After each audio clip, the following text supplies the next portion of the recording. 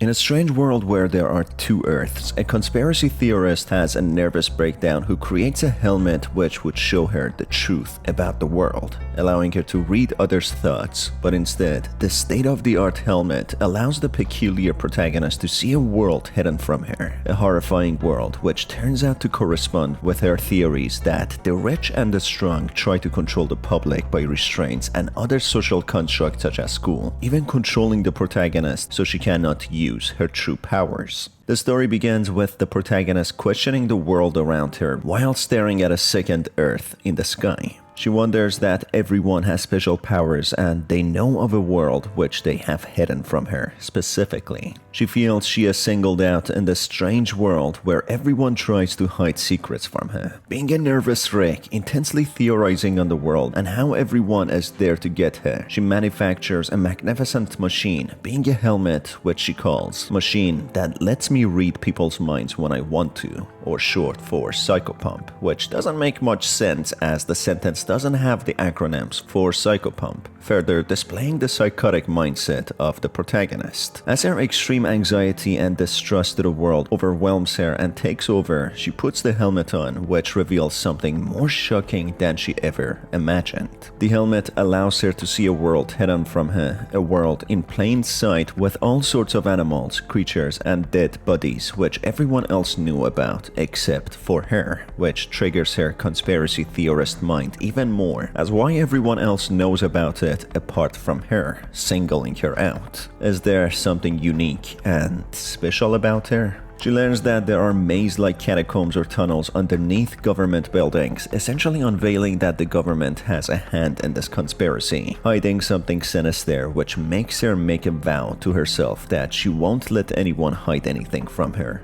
ever again. Wielding a hammer for protection, the protagonist embarks on her bizarre journey to find out what these catacombs are and what world has been hidden right in front of her eyes, interacting with strange entities and people. Going through this maze-like world, the existence of a second Earth is undeniable right in the sky, having some sort of a dark substance covering large parts of it. As she traverses across these long corridors, she encounters the first human, who is described as a nondescript girl who is sad, saying how she cannot take it anymore and things are getting worse, with not much else going on with her. The protagonist can use her hammer in return and smash this girl into pieces or leave her alone, which turns out to be a gameplay mechanic where almost every character is destructible. Moving on and coming across a small white dog, the dog acts friendly and barks gently in response, allowing the protagonist to pet it. But if the protagonist keeps on interacting with the dog, it slowly transforms, opening up its face, introducing itself as the king of all dogs. It tells the protagonist to move on and not idle here, as there is much to do and she will find out about everything in due time. This acts as a mystery to what is going on and what is the big secret hidden from the protagonist. The dog talks about something very important that the protagonist needs to find out and not to waste their time here, being full of riddles. The dog at first was also hiding its true identity, but soon showed itself to how it truly is, as if trying to save the protagonist's time so she can unveil the biggest secret, which is the most important. This revelation feeding the protagonist's distrust to the world, amplifying her theories. She moves on having the choice to explore between three different places: the sewage treatment, children's hospital, and the public school, which are all government buildings, and according to her theory, all should have complex catacombs and tunnel systems built beneath them. Choosing the places in order, a loading screen appears, giving the players a gameplay tip and real-world tip, in a way breaking the fourth wall. The real-world tip explains that every building has a heart and it pumps blood to the extremities of the building, and that the protagonist should find her own house's heart. This acts as an eye-opener to the discovery of the strange new world, how it functions and how many things are alive. Entering During the sewage treatment, her doubts and skepticism takes over, theorizing on how the government uses chemicals to remove chemicals in the waters fit for human consumption, having double meaning on there, suggesting the government is controlling the populace using chemicals. Despite her hate and dislike to this place, she explores the place further, finding an elevator going deeper down into this mysterious place. While going down, she still wears a large menacing grin, showing how the secrets and lies have almost driven her into insanity, yet being happy that her theories about many conspiracies are coming true, secrets that have been kept from her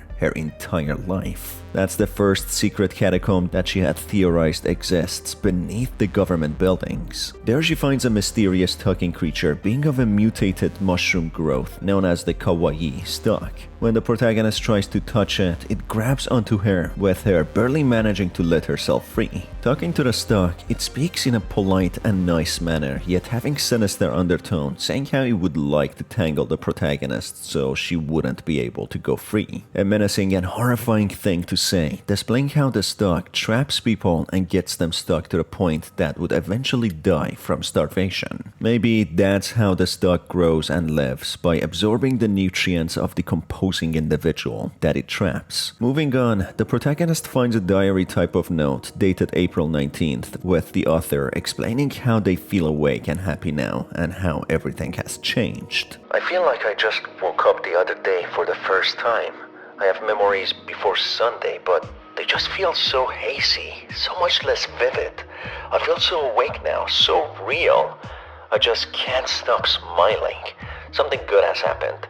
It's happened. The author then signs this diary note with a self-portrait, which they have labeled as the first self-portrait. The seemingly innocent note withholds much darker secrets that the nature of the person has fully changed, barely remembering who they were and what they were before waking up on Sunday. Whatever happened to them wiped their memories and gave them a new identity, which seems to be more at ignorance than knowing the reality of themselves, in a way resembling who the protagonist is and how she feels about the world and what has been happening.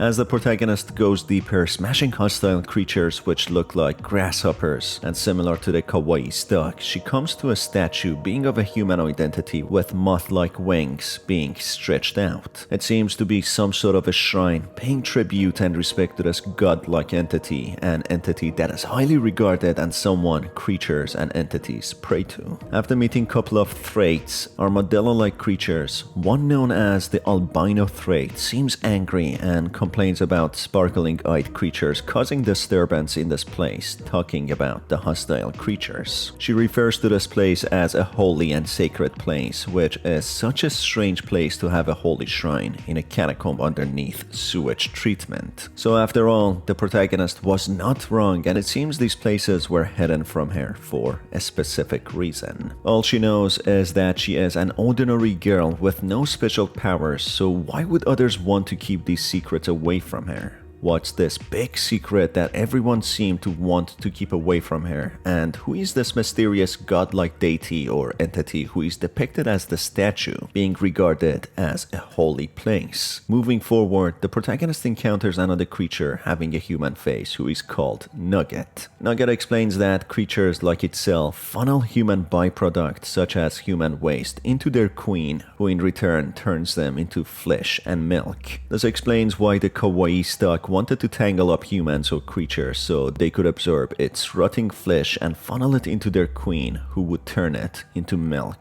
and flesh. Eventually, the protagonist comes across another creature looking like Nugget, labeled as Biggest Fan, who dances in excitement, explaining it has been placed here in this room as some sort of a guard, as it has been given the duty to protect a key. If this key is taken, the creature explodes, which leaves the protagonist on the brink of death, which means she should kill this creature before taking the key to stay safe. Finally, the protagonist comes across a large entity looking similar to the other creatures she encountered earlier, but this one clearly being their queen, someone who has gone through decades if not centuries of gestation and breeding, someone who has managed to use the raw material and human waste funneled into her to make flesh and milk for the offsprings. Talking to the royal guards of the queen, they express how she was a good queen and how she populated the place, but just like any other queen, her time has reached its end and she is simply not efficient anymore. Hence, she needs to be killed using the guillotine so that she can be recycled. That's when the guard hands over the protagonist a key to a chain which drops the guillotine, killing the queen, letting the creatures have a new recycled one. This ends the protagonist's journey in the sewage treatment after obtaining something known as the Egg of Earth, when she goes back up to another place, the children's hospital. As the protagonist enters the hospital, she goes on an internal monologue on how corrupt the hospitals are, on how they experiment on people, letting their students and trainees cut people open, putting people's lives at risk to gain experience and feel good about doing so. She explains how they feel like it's the safest place for people, but in reality, they are the least safe, where people catch new types of mutated diseases and lose their lives. It doesn't take long before she finds the secret elevator going down to the catacombs, just like the last government place, being the sewage treatment. Down in the catacombs, the protagonist meets the nurse, who is a large eye with a void-like pupil and iris. She explains down in the south wing, being the catacomb, they preserve the most important patients, the best examples of humankind, for both their contribution and as a sign for the rest of humanity to follow. In here, the protagonist meets 3 significant characters in history, one being Plato, another Alexander the Great, and finally, Cleopatra. Plato is surrounded by playgrounds and sounds of children in the background and anything child-related.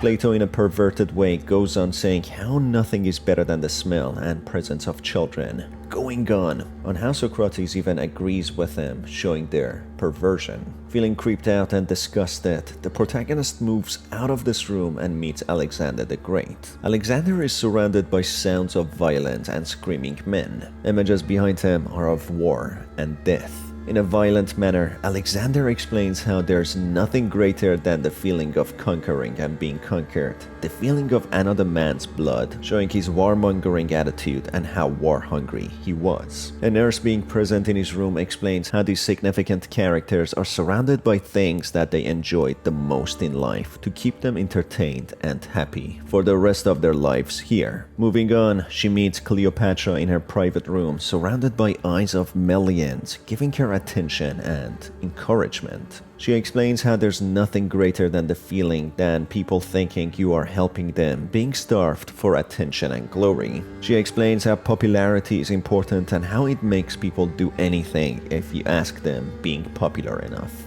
The protagonist, feeling disappointed in examples of humanity and disgusted by all these 3 characters who are held with highest of regards, moves out of their room, not wanting to do anything with them. The protagonist goes further down, encountering a strange entity seeming like a doctor. Breaking a false wall, the protagonist meets a talking cochlea, an organ inside humans, which eventually leads to a strange parasite creature which the nurse explains to have been a human and mutated to become a parasite, which depicts that people are doing all type of experiments and weird things in these catacombs. Going back out of the false wall, the protagonist finds a note talking about 2 deities known as the Queen of Venus and the King of Mercury. The note tries to convince the reader that these planets are fictitious and the entities claim dominion over them. The Queen of Venus being called Sivenesh Vishneri and the King of Mercury being called Krusner Colvin. They have their own symbols and were subject to worship, hence explaining the statue the Thrates were protecting in a holy place might have belonged to one of these deities. The note in a way intends to play down their importance and significance, even lying that these planets are fictitious. Keep this information in mind, as it will be important later on. Moving on, the nurse explains that the important figures who are the patients are well looked after and well nourished, becoming plump and happy.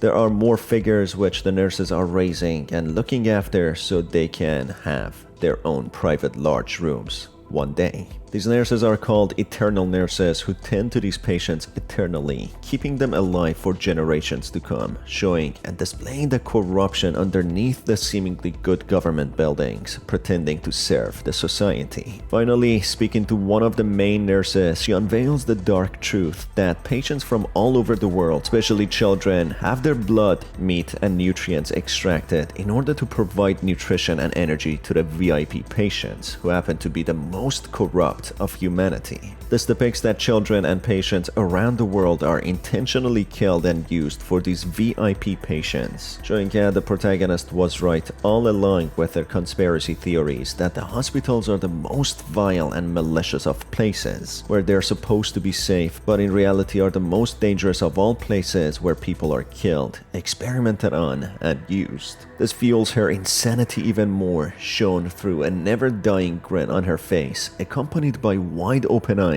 seeing the cruel world for what it is and what she theorizes seeing behind the veil now. Through a complicated way, a password can be obtained in here, which can be used to open a file which contains a poem about the Queen of Venus and the King of Mercury. This poem depicts how if the Queen and King reunite, the world would be a more lively and better place, something that has been prevented by the elite of the world. This starts to get very suspicious to how the protagonist has been prevented from knowing these secrets. Is she anyhow more important than she ever had anticipated? Managing to shut off all the equipment in the secret hospital, the life support to all these horrible characters turn off, killing them, which results in less or maybe no humans ever being used to feed other VIP patients. Happy with her actions and the outcome, she obtains another egg of Earth and moves on to the next place, being the public school. One interesting real-world tip talks about how there used to be a holy orifice in humans' heads 100,000 years ago, which started to disappear after the Crusade. This could refer to the third eye, which could show a different world to people, a more spiritual place, which started to disappear after people gave it to selfishness, unnecessary wars, greed, and many other vile things. In the school, the protagonist finds posters with slogans that people should keep the smile going, showing the shallow level of things and how superficial things are, just pretending. As she approaches the elevator, she explains how even despite not seeing it, she knows it's there, depicting how things have been hidden in plain sight. As she enters the catacombs, she is greeted by an entity's voice, welcoming her to this place, which it refers to as the factory, introducing itself as the head of the production. Moving forth, the protagonist finds a note talking about how children see stars, planets, and light when they look at the sky. The adults see nothing and find comfort in the belief that there's nothing, hence no danger in nothingness. And finally, the dead close their eyes and smile that there was light all along, they just didn't believe. This depicts the brutality of life, how children are full of hope and ambition. The adults just want safety and comfort, free from danger, not being very hopeful anymore. And finally, being dead, when free of any fear, one realizes possibilities were unlimited if one just closed their eyes and wanted to see. Scribbles over the note deters anyone from believing there are stars, which depicts how something, someone, or a collective group intends to keep others blinded, preventing them to believe there are stars or other planets. Throughout the place, there are entities down there known as medallion men who work endlessly without any safety in place. They explain they produce parasitic enamels which are given to children so they can be controlled and manipulated. They further explain the head of production intends to end all of this by crushing its head, which it tried to do many times before, but the medallion men stopped it. This yet again shows another level of corruption on how children are under control to have certain agendas and narratives. It helps a lot more that this factory is built beneath an elementary school, where children are quickly and at an early age are conditioned to be how they want them to be. The note was a perfect example on how the children are blinded to the truth that there are no stars or planets, restricted from a larger and bigger world to be bubbled into a small, more controlled world. Another medallion man has a more disturbing truth: when children outlast their youth, juice, they are melted down to be the equivalent of a butter knife. Approaching a furnace, the cries and screams of children are heard, how they are thrown into the burning fire and molded into cutlery. This horrible truth and the sadistic, apathetic nature of the medallion men shows how cruel this place is, which is accompanied by an enslaved head of production who begs the protagonist to end his misery, which has turned into a non-stop cycle of pain and torturing, suffering children. That's when, despite the reluctance of medallion men, the protagonist shuts off the safeguard and kills the head of production, putting an end to this brutal cycle. If you get it by now, this world is very symbolic of a lot of deeper and more covert issues. As all the eggs of Earth are collected, a mysterious entry opens called the entrance, which the protagonist enters. I'm falling. I feel like it's been coming for a while, but it never does. Deeper into the earth. Deeper into dirt and rock and veins and sinew. Real world tip. There is a Mariana Trench under every town. There she sees incomplete beings trying to take form when she goes further, entering a platform which combines all three eggs of Earth in a place which is the center of the Earth. There, the protagonist has a sudden surge of knowledge which has been veiled, a surge of knowledge hitting her like electricity that she always knew of but never could fully unlock. It's like words that she always knew but never heard, a warmth and love that she always had for something. That's when all these eggs create a creature which is the child of the protagonist when she thanks the helmet for unveiling the truth. Just then, the protagonist's wings open widely, resembling the very statue that she saw in the sacred place, the holy place this species known as Thrate took care of. She flies high and above, getting out of the core of the earth to go on surface, holding her child dearly, intending to give rise to the siblings and make a better world. Therefore, it's revealed why she has been in the state of amnesia, why the protagonist felt like secrets are kept from her and she has not shown the true and real world. She has been the queen of Venus, Sivenesh Vishneri, a holy deity who has been prophesied to bring about a revolutionary change to the world everyone knew of. A cruel place where children were used and turned into equipment, where people going to hospital for help were killed to be fed to other VIP patients, and where humans were used to feed parasitic entities. It all comes together why the king of dogs told Vishneri, the protagonist, that she has more important things to do and she shouldn't waste time with the dog idling. The note about the stars depicts how the elite are trying to control the world, restricting everyone from seeing the true potential of the world and the endless possibilities, narrowing their perspective, possibilities the greedy and rich want only to themselves. The note about the queen and the king also reveal how their existence weave the universe both from heavenly bodies. Therefore, this leaves one thing in mind. Who is the king of Mercury, or otherwise known as Krusner Calvin, and how can the queen and the king reunite to make the world one again, to be at harmony? In the transient places, we can find some more important information. The Thrates, being one of the only species that didn't cause any harm to the world and minded their own business, were subjected to poverty and pain, the ones who didn't want to play the game of the rich. One mural depicts the union of the king and the queen and the depiction of them weaving the universe, creating harmony. In another transient place, the Thrate woman shows Vishneri how the queen's egg has hatched and that she is somewhere in the world, having a journey ahead of her. This clearly shows how the queen that she described is the protagonist, who was born quite literally yesterday or recently, hence why the secrets of the world was hidden from her. This corresponds with a note of the person saying how happy they are after waking up, the person with the big grin on her face, labeled as the first portrait, being Vishneri, who was literally born,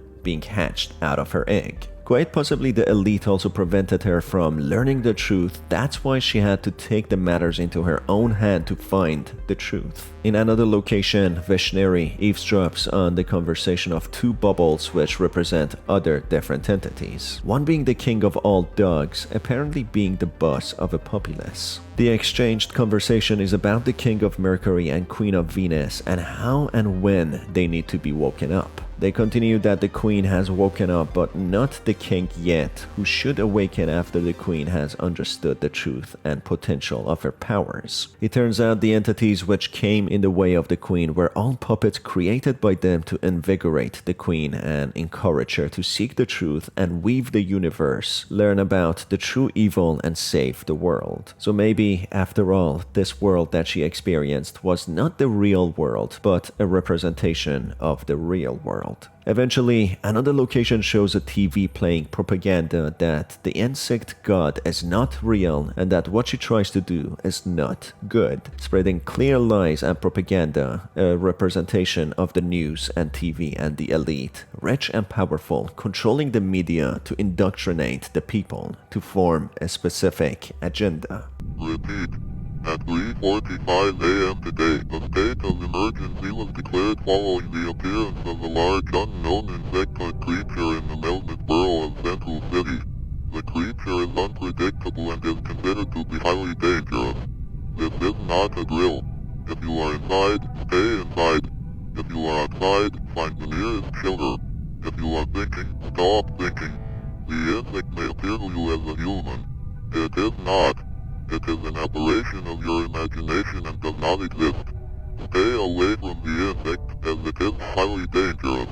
For them, the union of the queen and the king is prophesied, a union which would save the world, hence why they wanted to stop it with propaganda. This can be even said about the current world that we live in and how media and TV is corrupting people's mind and is feeding them fear and propaganda to form certain agendas. Eventually entering the forbidden location, a note talks about the Kalman 4, an interstellar phenomenon being the source of 4 different lights which fills up the sky and takes away from the light of all the other stars. First being noticed in 2021, many have theories that it's the depiction of the end of times, and many religious have believed it's the start of a new world. Entering the game again, the connection to Vishneri shatters, she being out of reach now, gaining her full potential, where connection to alternate subject is made, being in the second Earth, which was seen from the Earth of Vishneri, being the normal looking Earth. In here we control another protagonist, a male, who happens to have his own helmet, being recently woken up, just after Vishneri woke up, going through her journey and finally breaking free. The protagonist wakes up in a motel in the desert, encountering a white small dog, who happens to be none other than the king of all dogs. This entity refers to the protagonist as its Ser, saying how the protagonist's face has been broken into something abstract, which is something that happens to the best of them. As we can remember from the beginning, the king of all dogs' face also broke into something alien. Strangely, the dog advises the protagonist that something horrible has awoken which will bring the utmost destruction when descending on this earth, and the protagonist must act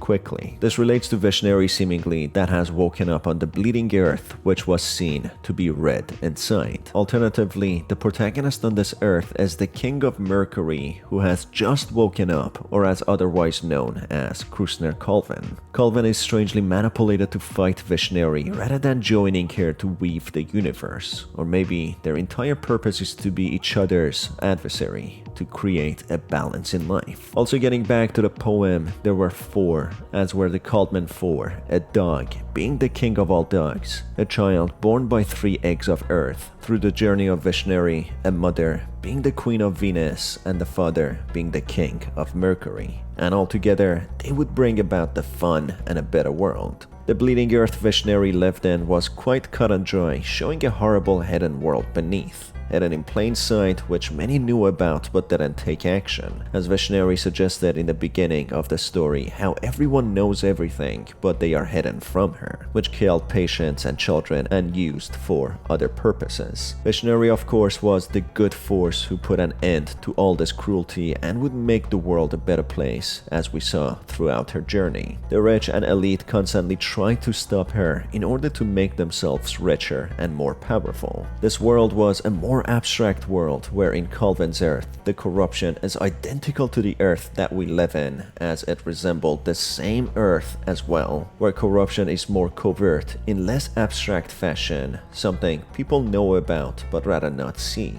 being fed propaganda and lies through media and TV. I don't know why the dog tried to entice the king to fight against Visionary at the end, but maybe they are meant to do that, being the equilibrium and the balance, or maybe the dog was an imposter, or maybe even the real dog who is supposed to cause difference. But Visionary and Calvin's union would potentially put an end to all the corruption in the universe. A universe where people would freely see the stars and planets and live a truly free and uncorrupted world. And that is it for this video, folks. What are your thoughts about this story? I would love to see them down in the comments below. As always, it's been your host Star, and I will see you on the next one. Have a fantastic day.